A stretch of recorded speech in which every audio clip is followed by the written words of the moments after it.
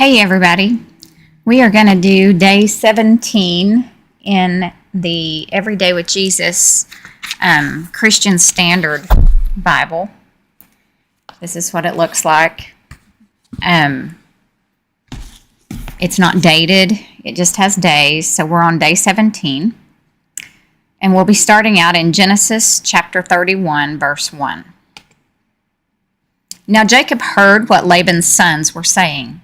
Jacob has taken all that was our father's and has built this wealth from what belonged to our father. And Jacob saw from Laban's face that his attitude toward him was not the same as before.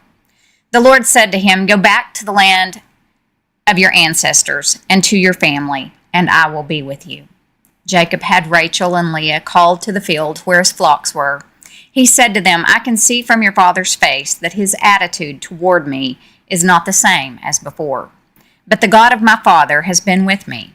You know that with all my strength I have served your father, and that he has cheated me and changed my wages 10 times.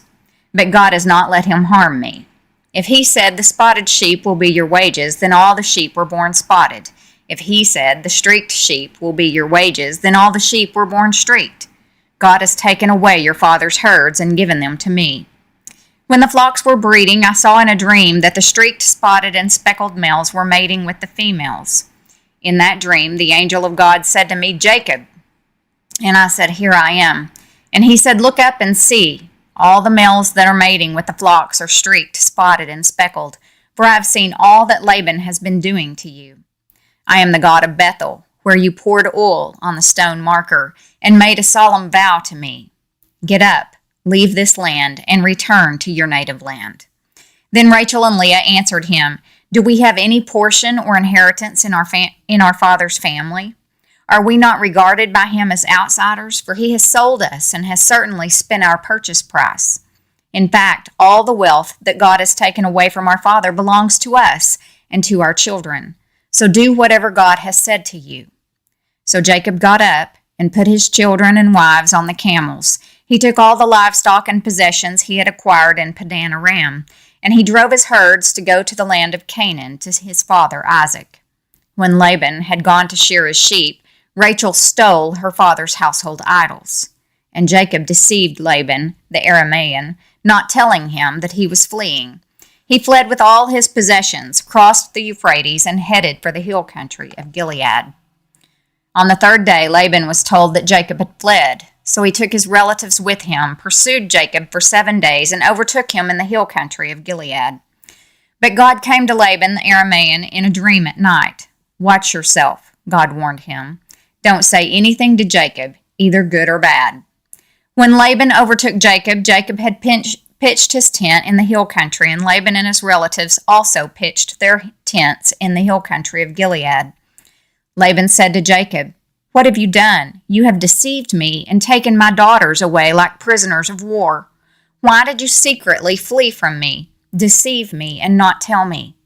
I would have sent you away with joy and singing, with tambourines and lyres, but you didn't even let me kiss my grandchildren and my daughters. You have acted foolishly. I could do you great harm, but last night the God of your father said to me, 'Watch yourself. Don't say anything to Jacob, either good or bad.' Now you have gone off because you long for your father's family. But why have you stolen my gods?' Jacob answered, 'I was afraid, for I thought you would take your daughters from me by force. If you find your gods with anyone here, he will not live. Before our relatives, point out anything that is yours and take it.' Jacob did not know that Rachel had stolen the idols. So Laban went into Jacob's tent, Leah's tent, and the tents of the 2 concubines, but he found nothing. When he left Leah's tent, he went into Rachel's tent. Now Rachel had taken Laban's household idols, put them in the saddlebag of the camel, and sat on them. Laban searched the whole tent, but found nothing. She said to her father, 'Don't be angry, my lord, that I cannot stand up in your presence. I am having my period.' So Laban searched, but could not find the household idols. Then Jacob became incensed and brought charges against Laban. 'What is my crime?' he said to Laban. 'What is my sin that you have pursued me? You've searched all my possessions. Have you found anything of yours? Put it here before my relatives and yours, and let them decide between the two of us. I've been with you these 20 years. Your ewes and female goats have not miscarried, and I have not eaten the rams from your flock. I did not bring you any of the flock torn by wild beasts. I myself bore the loss. You demanded payment from me for what was stolen by day or by night. There I was. The heat consumed me by day and the frost by night, and sleep fled from my eyes. For 20 years in your household I served you, 14 years for your 2 daughters and 6 years for your flocks, and you have changed my wages 10 times. If the God of my father, the God of Abraham, the fear of Isaac, had not been with me, certainly now you would have sent me off empty-handed. But God has seen my affliction and my hard work, and he issued his verdict last night. Then Laban answered Jacob, the daughters are my daughters, the children my children, and the flocks my flocks. Everything you see is mine. But what can I do today for these daughters of mine, or for the children they have borne? Come now, let's make a covenant, you and I. Let it be a witness between the two of us. So Jacob picked out a stone and set it up as a marker. Then Jacob said to his relatives, gather stones. And they took stones and made a mound, then ate there by the mound. Laban named the mound Jagar Sahadutha, but Jacob named it Galeed. Then Laban said, this mound is a witness between you and me today. Therefore the place was called Galeed, and also Mizpah, for he said, may the Lord watch between you and me when we are out of each other's sight. If you mistreat my daughters or take other wives, though no one is with us, understand that God will be a witness between you and me. Laban also said to Jacob, look at this mound and the marker I have set up between you and me. This mound is a witness, and the marker is a witness, that I will not pass beyond this mound to you, and you will not pass beyond this mound and this marker to do me harm. The God of Abraham and the gods of Nahor, the gods of their father, will judge between us. And Jacob swore by the fear of his father Isaac. Then Jacob offered a sacrifice on the mountain and invited his relatives to eat a meal. So they ate a meal and spent the night on the mountain. Laban got up early in the morning, kissed his grandchildren and daughters, and blessed them. Then Laban left to return home. Psalm 10, verses 7 through 12. Cursing, deceit, and violence fill his mouth. Trouble and malice are under his tongue. He waits in ambush near settlements. He kills the innocent in secret places. His eyes are on the lookout for the helpless. He lurks in secret like a lion in a thicket. He lurks in order to seize a victim. He seizes a victim and drags him in his net. So he is oppressed and beaten down. Helpless people fall because of the wicked one's strength. He says to himself, God has forgotten. He hides his face and will never see. Rise up, Lord God, lift up your hand. Do not forget the oppressed. Proverbs 2:20 through 22. So follow the way of the good and keep to the paths of the righteous, for the upright will inhabit the land, and those of integrity will remain in it. But the wicked will be cut off from the land, and the treacherous ripped out of it.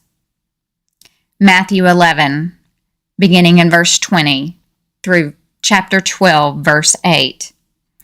Then he proceeded to denounce the towns where most of his miracles were done, because they did not repent. Woe to you, Chorazin! Woe to you, Bethsaida! For if the miracles that were done in you had been done in Tyre and Sidon, they would have repented in sackcloth and ashes long ago. But I tell you, it will be more tolerable for Tyre and Sidon on the day of judgment than for you. And you, Capernaum, will you be exalted to heaven? No, you will go down to Hades. For if the miracles that were done in you had been done in Sodom, it would have remained until today. But I tell you, it will be more tolerable for the land of Sodom on the day of judgment than for you. At that time, Jesus said, I praise you, Father, Lord of heaven and earth, because you have hidden these things from the wise and intelligent and revealed them to infants. Yes, Father, because this was your good pleasure. All things have been entrusted to me by my Father. No one knows the Son except the Father, and no one knows the Father except the Son, and anyone to whom the Son desires to reveal him. Come to me, all of you who are weary and burdened, and I will give you rest. Take up my yoke and learn from me, because I am lowly and humble in heart, and you will find rest for your souls. For my yoke is easy, and my burden is light. At that time, Jesus passed through the grain fields on the Sabbath. His disciples were hungry and began to pick and eat some heads of grain. When the Pharisees saw this, they said to him, "See, your disciples are doing what is not lawful to do on the Sabbath." He said to them, "Haven't you read what David did when he and those who were with him were hungry? How he entered the house of God and they ate the bread of the presence, which is not lawful for him, or for those with him to eat, but only for the priest. Or haven't you read in the law that on Sabbath days the priests in the temple violate the Sabbath and are innocent? I tell you that something greater than the temple is here. If you had known what this means, I desire mercy and not sacrifice, you would not have condemned the innocent. For the Son of Man is Lord of the Sabbath."